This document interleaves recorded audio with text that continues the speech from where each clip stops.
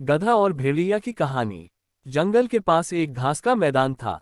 एक मोटा ताजा गधा रोज वहां हरी घास चरने आया करता था। एक दिन वह बड़े मजे से घास के मैदान में चर रहा था। तभी जंगल से एक भेड़िया वहां आ गया। वह शिकार की तलाश में निकला था। उसे बड़े जोरों की भूख लगी थी। गधे को देख वह बड़ा खुश हुआ और सोचने लगा, इस गधे का शिकार कर कई दिनों के भोजन का बंदोबस्त हो जाएगा। वह अवसर की ताक में एक पेड़ के पीछे छिप गया और गधे पर नजर रखने लगा। घास चरते गधे ने उसे देख लिया था और वह समझ गया था कि भेड़िया उसे मारने की फिराक में है।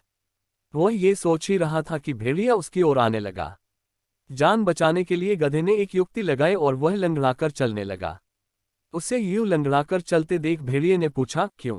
क्या बात है? तुम यूं लंगड़ाकर क्यों चल रहे हो? क्या बताऊं भेड़िए भाई, मेरे पैर में कांटा चुभ गया है।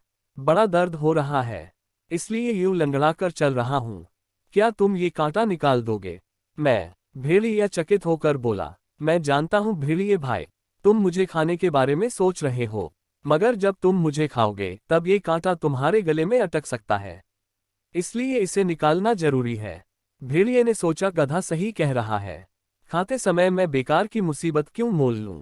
इसका कांटा निकाल ही देता हूं, फिर इसे मारकर मजे से खाऊंगा। वह बोला, जरा दिखाओ तो तुम्हें कहाँ कांटा चुभा है।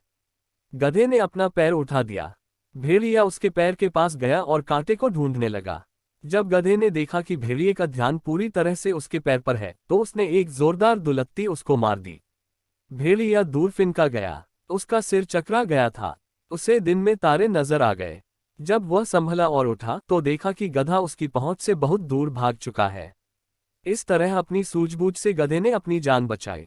भेड़िया सोचने लगा, जो काम मेरा नहीं बल्कि वैद्य का था, अर्थात कांटा निकालने का काम, उसे करने के चक्कर में मैंने दुलत्ती भी खाए और अपने शिकार से हाथ धो बैठा।